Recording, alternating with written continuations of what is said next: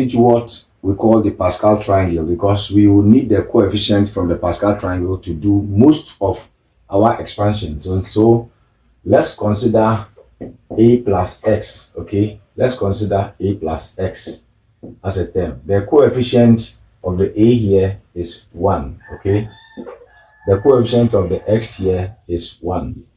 So when we are expanding a plus x, it's already expanded. Coefficient of a here is 1. Coefficient of x here is 1. Now, so this is exponent 1. I hope it's clear. Now, when we have a plus x exponent 2, the coefficient, this is what is happening. We start with 1. 1 plus 1 will give us 2. Then we end with 1. Then, if you have a plus x exponent 3, we start with 1. 1 plus 2 is 3. 2 plus 1 is 3. Then we end with 1. We are generating the triangle. If you have a plus x exponent 4, we start with 1.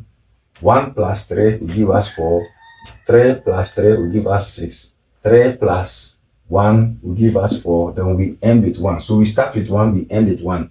When we have a plus x exponent 5, then this is going to be, we start with 1. 1 plus 4 will give us 5. 4 plus 6 will give us 10. 6 plus 4 will give us 10. 4 plus 1 will give us 5. Then we end with 1. Now, when you look at the nature, it's like a triangle.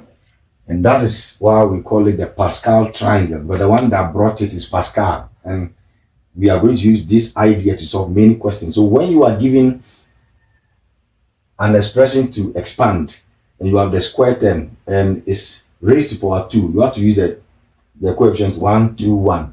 If it's raised to power 3, you have to use 1, 3, 3, 1. If it's raised to power 4, you have to use 1, 4, 6, 4, 1. If it's raised to power 5, you have to use 1, 5, 10, 10, 5, 1 to do your expansion in that order, so you can keep on generating. The triangle will be bigger. That is the general idea. So you are going to use this coefficient to solve 1 or 2 expansion questions so that you understand. So if you are asked to expand using the Pascal triangle, then you know which of the coefficients you are going to take. This is how the triangle is generated. Okay.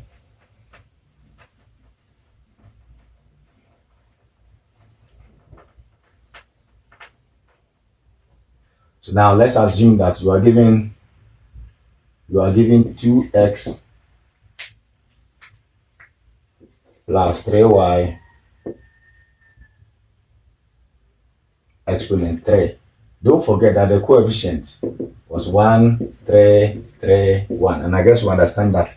So what is going to happen is this. This is the first term of the expression. This is the second term of the expression. And this is the exponent.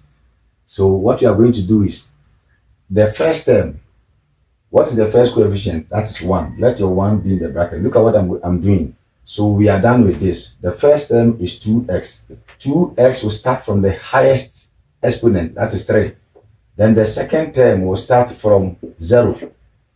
Then you are done with the first term. The next coefficient is 3. You put that in brackets. Then the first term is 2x. Don't forget, we started from power 3. We reduced to power 2. Then we started the second term from 0. So this 3y will now increase to 1. So as the first term is reducing, the second term is increasing. So we are done with first coefficient. We are done with second coefficient. We are now on the third coefficient, this one. Then the 2x will now decrease from 2 also to 1. And the 3y will increase from 1 to 2. Then plus, we are left with the last coefficient, that is 1. Okay, then 2x will now reduce from 1 to what? 0. Then the y will now increase from, the 3y will increase from square to cube. So what is the coefficient? 1, 3, 3, 1. 1, 3, 3, 1. I hope it's clear. So the first term will start from the highest exponent and reduce. Then the second term will start from 0 and increase. So 2x is 3, 2, 1, 0. And with the 3y, 0, 1, 2, 3. Okay? Now let's simplify. 1 times anything is the same thing. So we have 2x exponent 3. 2 raised to the power 3 will give us 8. So we have x exponent 3. Then 3y all power 0 is equal to 1. And 1 times all this is the same thing. So we are done, because any number or variable, whatever, raised to the power 0 equals 1.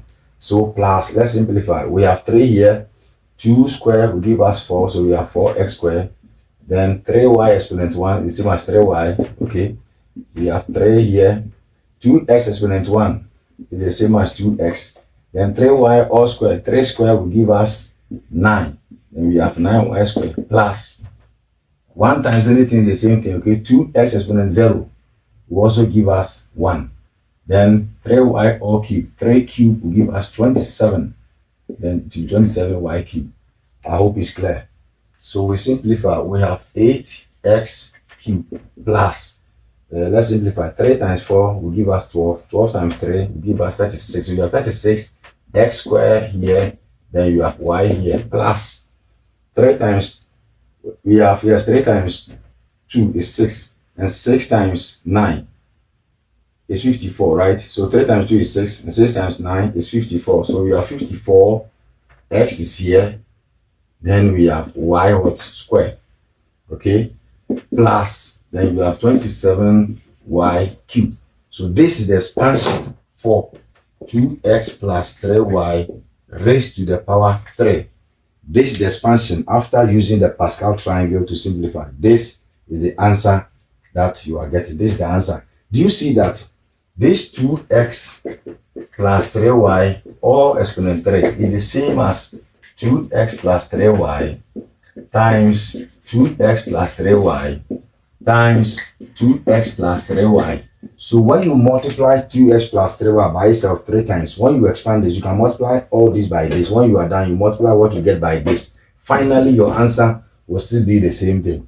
So when you are given an expansion and you are asked to expand, you can use the Pascal coefficient. Don't forget, if the exponent were to be raised to power 4, then you'll be using the coefficient 1, 4, 6, 4, 1. If you remember, then the same approach, you can solve it. So it depends on the exponent that will determine the coefficient you use from the Pascal triangle.